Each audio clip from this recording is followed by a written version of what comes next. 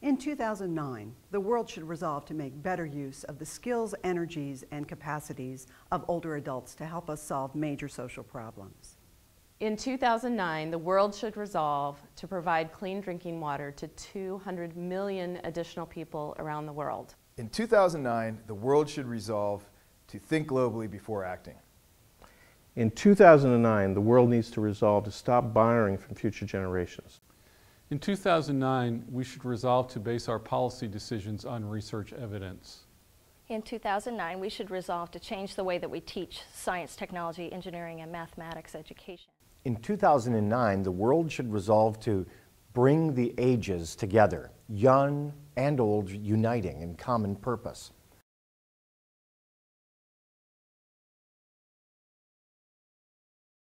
Often the media portray older adults as a drain on society, but the research shows that isn't true. In reality, every year, older Americans contribute millions of dollars worth of effort to schools, to families, to communities and political organizations. And studies show that retirees would like to give more, but often their offers of help aren't welcomed.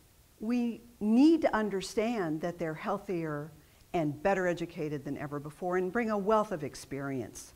So let's resolve to make use of older adults.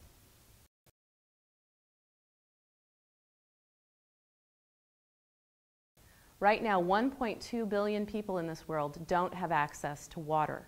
That's a basic element of life. We need to be providing access through new wells to 500,000 people every single day. That's an awful lot of wells to dig. There are other ways to provide clean water through the use of chlorination, which is a very inexpensive approach, and also by teaching people how to use clear plastic bottles and filling them with water and putting them on the rooftops, the tin roofs, and using the power of the sun through both heat and radiation to provide clean water.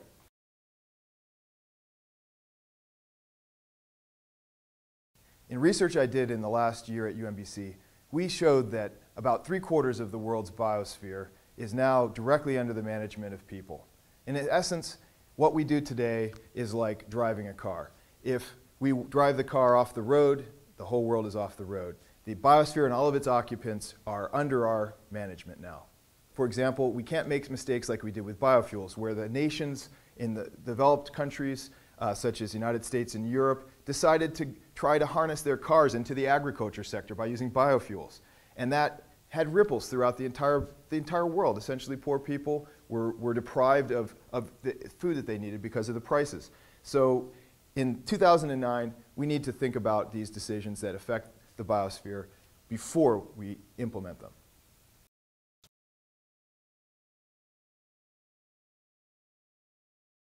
Not just in the economy, but also the environment. We're using resources at a level that's unsustainable for this planet. There are parts of the world, including nations in the third world, who are going to be using more and more resources for the future. And we have to go to a situation where we can start building an economy which uses transportation, energy, and the resources of water that make it available that this planet will still have those resources in future generations.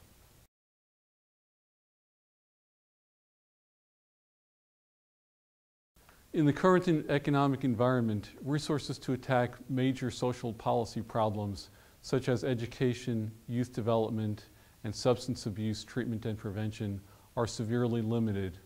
So it's particularly important that we adopt and implement policies that work well. Evidence from well-designed research studies is necessary to understand how well programs and policies are working.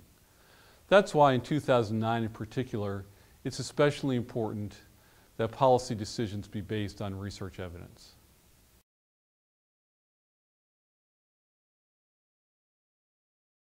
We need to prepare students for 21st century jobs. We need to think about not teaching these classes in silos like we've done before. Students will no longer go to a science class or over to a mathematics class. They will sit together and solve problems that are real-world problems that have science and mathematics core to their mission. We need to bring in all of the teachers, not only just the science and the mathematics teachers, but bring in the English teachers and the social studies teachers and help these kids to understand where technology has come from, where our engineering advances were in the past, and how we can use what we understand from the past to really lead our way into the future. Then we can really create our 21st century workforce.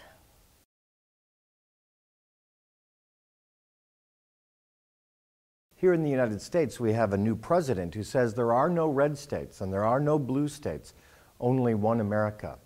And in fact, there's not a young America and an old America. We are all in this together, and we need each other. The young need the strength and wisdom of the old need the vigor and energy of the young. And in coming together, we can solve all of our most important problems.